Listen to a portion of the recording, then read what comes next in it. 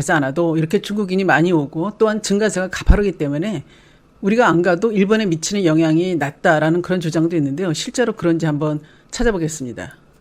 일본을 많이 찾는 상위 3개국과의 여행 기간을 비교해 봤습니다. 한국의 특징은 3일 이내 여행이 3분의 1이나 차지한다는 거고요. 7일 이상 여행은 5% 이내로 매우 작습니다. 한국과 중국인은 단체 여행 비율도 크게 다릅니다. 한국인은 14%가 단체인데 반해 중국인은 38%나 차지합니다. 일본을 여행한 횟수도 한국과 중국인은 크게 차이가 있습니다. 한국인의 36%만이 첫 번째 방문인 반면 중국인은 그보다 훨씬 큰 60%가 일본을 처음으로 방문했습니다. 일본을 찾는 외국인들이 가장 많이 찾는 지역은 수도인 도쿄와 오사카, 교토, 나고야. 그런데 중국인은 현재 전형적인 일본의 주요 관광 루트를 따르고 있고요. 한국인은 이 비중이 줄어들고 소도시에 방문하는 그런 형태를 보이고 있습니다. 특히 한국인들이 규슈 섬의 작은 도시를 많이 찾아가니까 이 지역에서 한국 여행자 비중은 매우 높습니다. 규슈 중에서도 후쿠오카는 공항이 시내에 있어서 마치 공항이 아니라 기차역 같은 그런 위치입니다. 이렇게 시내와 연결되어 있다 보니까 당일 여행으로도 후쿠오카를 찾는 사람들이 많아서 후쿠오카에서의 한국인 비중은 굉장히 높습니다. 2015년 이후 저가항공사들이 소도시에 취항하면서 항공료가 크게 낮아졌습니다. 낮은 항공료로 제주도와 비슷하게 10만 원 내외로 갈 수 있게 되었고 소요시간도 한두 시간으로 국내 여행과 비슷한 시간에 주말을 이용해서 다녀올 수 있는 여행지로 일본 소도시가 부각된 것이죠.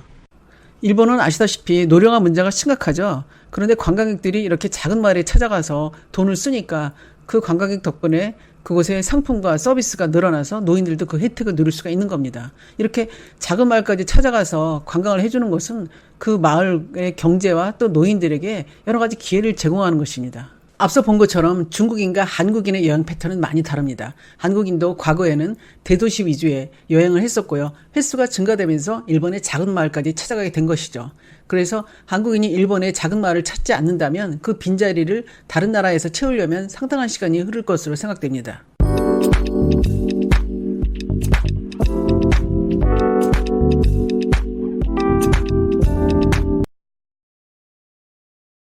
2년 연속 한국인이 가장 가고 싶은 관광지 1위였던 일본의 오사카가 일본 불매운동 여파로 한국 관광객이 줄어들자 중국 관광객으로 채우려던 일본의 계획이 현실화되어 가고 있습니다. 이 상황을 알아보겠습니다. 불매운동 여파로 일본 여행자 수가 급감하고 있습니다. 해외여행 가기 몇 달 전 예약하는 걸 고려한다면 2달 정도 되어가고 있는 시점에서 불매운동 효과는 더욱 커질 것으로 보고 있습니다.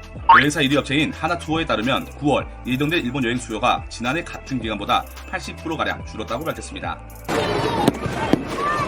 많은 일본 여행지 중에서도 오사카는 2년 연속이나 한국인이 가장 가고 싶은 관광지 1위로 뽑히며 많은 사랑을 받았는데요. 하지만 오사카 시장이 트위터에 한국의 화이트리스트 제외를 반대하는 공산당은 정말 일본의 정당이야?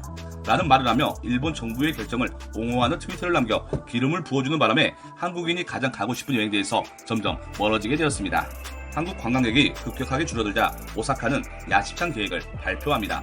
오사카를 찾는 외국인 1위는 중국, 2위가 한국이었는데요. 중국의 마케팅과 프로모션을 더 활발히 해 한국인 대신 중국인 관광객을 더 받겠다는 계획이었습니다. 오사카의 계획이 잘 실현이 되어가고 있는 것 같습니다. 일본인 트위터에 한 영상이 올라왔습니다. 이 트위터는 순식간에 1만을 리트윗되면서 이목이 쏠리고 있는데요. 이 영상에서는 오사카 시내 한복판에서 수십 명의 중국인들이 중국 국기인 오성홍기를 흔들며 중국 국가를 부르고 있는 것이었습니다. 중국 국가인 우영군 행진곡은 일본이 중국을 침략할 때 항일 투쟁의 의미가 담긴 국가여서 논란이 뜨거운 상황인데요. 가사를 잠시 보시겠습니다.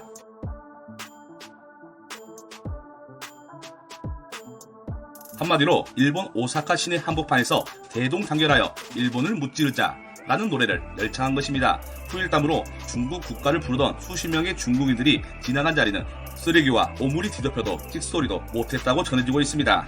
일본이 야심차게 계획했던 일들이 잘 되어가고 있는 것 같아 기분이 좋습니다. 세계적으로 여행 매너가 좋기로 소문난 중국 관광객들이 한국을 대신해 더 많이 찾아주어서 오사카 관광업을 더 부흥시켜줬으면 좋겠습니다. 이상 알려주는 남자 알리고였습니다. 영상이 도움이 되셨다면 좋아요. 일본 관광 당국. 그런데 말입니다. 그 사람들이 뭐하든지 신경을 안 쓰고 싶지만 이런 행동이 국내 관광 시장에까지 영향을 줄 수도 있다고 합니다. 일각에서는 한일 경제 갈등이 관광 전쟁으로 번지는 거 아니냐 이런 의견도 나오고 있는데요. 중국 관광객의 향방에 따라 일본뿐만이 아니라 한국이나 동남아 관광 당국까지도 주목을 할 수밖에 없다고 합니다. 이미 저번 영상에서도 말씀을 드렸고 각종 뉴스에서도 다뤘기 때문에 지금쯤은 다들 잘 아실 거예요. 일본 여행 불매운동의 효과가 일본의 직격탄으로 들어가서 일본 정부 관광국에서 발표한 한국인 관광객 8월 통계가 30만 8,700명을 기록했고 작년 8월과 비교해서 48%가 감소했습니다. 8월이 해외여행을 가장 많이 떠나는 휴가철인 것을 감안하면 아주 폭락을 한 것이라고 풀이가 되고 있습니다. 그래서 일본에서도 내년 도쿄올림픽을 앞두고 외국인 관광객 4천만 명을 유치해서 일본은 관광 대국이다 이렇게 말하고 싶어하는 꿈에도 브레이크가 걸린 셈인데요. 그런데 이에 일본 정부는 여전히 큰 위기가 아니라는 반응을 보이고 있는데요. 스가 요시히데 일본 관방장관 어록 중에 한국 방문객은 대폭 줄었지만 미국과 동남아가 각각 13%씩 증가했기 때문에 오히려 잘된 거다 라고 하는 정신승리 발언까지 나온 상황입니다. 그런데 바로 다음날 일본 관광청에서 발표한 통계는 특정 나라가 아닌 전체 외국인 통계를 내보니까 마이너스 2.2%로 성장을 하긴커녕 마이너스 성장을 한 것이 밝혀졌는데요. 이제 더 이상 자기 위안만으로는 일본의 관광산업 타격을 피할 수가 없는 상황이 돼버렸습니다. 그런데 여기서부터가 중요한데 이번에 한 가지 특이한 전략을 쓰기 시작했다는데 일각에서는 이렇게 일본이 큰 타격을 입은 상황이 마냥 좋아할 수만은 없는 상황이다 라는 목소리도 있습니다. 왜 그런 의견이 나오는지를 알아보니까 일본은 이미 2달 전부터 한국의 일본 여행 불매운동이 나올 것을 예상하고 그 자리에 중국과 동남아 관광객으로 채울 계획을 했다고 합니다. 만약 궁지에 몰린 일본이 죽기 살기로 한국 외에 중국이나 대만, 동남아 6개국, 거기에 아랍 쪽까지 아시아 쪽 관광객 유치에 성공을 할 경우 원래 한국으로 오려고 했던 관광 수요들이 방향을 살짝 틀어서 일본으로 넘어가는 거 아니냐 이런 전망도 나오고 있습니다. SK증권 경제 애널리스트 발표에 따르면 일본을 찾는 중국인은 계속해서 증가하고 있다고 했고 한일 갈등 속에 중국인 관광객 유치를 위한 일본 정부의 움직임이 상당히 긍정적으로 평가된다 라고 했습니다. 나승두 SK증권 연구원은 일본 관광국에서 발표한 통계에 따르면 8월 일본을 방문한 전체 외국인 수는 소폭 줄었지만 중국인 관광객만큼은 7월과 8월 2달 동안 200만 명을 넘어섰다. 올해 1월부터 8월까지 누적 수치는 총 658만 명이 중국에서 일본을 찾았다. 2018년 같은 기간과 비교해서 14%가 증가한 수치라며 한국인 관광객이 48% 급감한 것을 어느 정도 상쇄해준다 라고 판단했습니다. 또한 일본을 방문하는 중국인은 단체 관광객이란 점을 감안하면 여행 중에 쓰는 지출이나 면세점 쇼핑 이런 데 쓰는 돈이 어마어마하다는 점에 집중해야 한다 라고 말했습니다. 그리고 한국에서 일본을 가는 비행기편이나 배편은 줄어들거나 없어지고 있지만 중국이나 대만에서 일본을 가는 비행기나 크루즈편은 증가하고 있는 추세라고 이 점이 매우 고무적이라고 했습니다. 실제로 일본은 최근 아주 공격적으로 중국 관광객을 유치하려고 홍보에 전력을 다하고 있다고 하는데요. 그 중에 가장 큰 건으로 꼽히는 전자비자 시스템.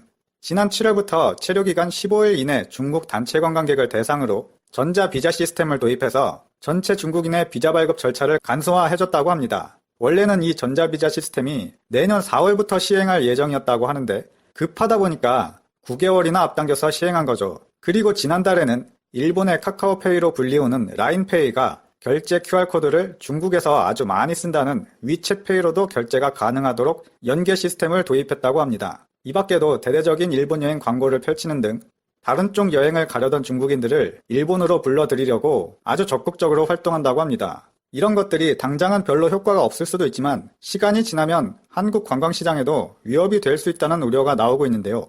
중국은 자타공인 관광객 수 1인당 여행경비 지출이 엄청나서 아시아 최강 큰손으로 불리우고 있는데요. 중국 입장에서 보면 한국이나 일본은 일단 가깝기 때문에 관광 성격이 비슷하다고 생각한다고 합니다. 이런 일본의 적극적인 러브콜이 이어지면 한국행을 계획하던 중국, 대만, 홍콩 등 중화권 관광객이 일본으로 방향을 돌릴 수도 있다는 의견입니다. 이런 현상을 보고 우리 문화관광부 관계자는 한일 양국이 노리는 중국인 관광객 타겟층이 다르다고 하면서 직접적인 영향은 크지 않을 것이라고 밝혔습니다. 그 근거로는 일본은 유커 위주로 그러니까 단체 관광객이 많이 가고 한국에 오는 중국인은 개별 관광이나 많아야 가족 단위 관광객이 오기 때문에 차이가 있다는 것인데요. 하지만 그래도 중국 관광객 시장은 뺏겨도 괜찮을 정도로 가벼운 문제는 아니라는 의견이 지배적입니다. 우리 관광 당국에서도 이 부분을 인지했을 테니까 중국에서 많이 오고 있다는 그 개별 여행객이라도 확실하게 잡아야 할 것 같습니다. 더 많이 오게는 못하더라도 원래 오던 중국 관광객들을 뺏기지는 말아야 될 테니까요. 한국관광공사 관계자는 최근 한국을 방문하는 일본 관광객 성장세가 둔화되는데 촉각을 곤두세우고 있다면서 한국 관광시장 타격을 최소화하기 위해서 한류 스타를 활용한 아시아권은 물론 미주나 유럽까지 글로벌 광고를 집행하는 등의 노력을 기울이고 있다고 말했습니다. 여기까지 궁지에 몰린 일본이 중국 관광객 유치에 배수의 진을 쳤다는 소식 전해드렸습니다. 끝까지 시청해주셔서 감사합니다.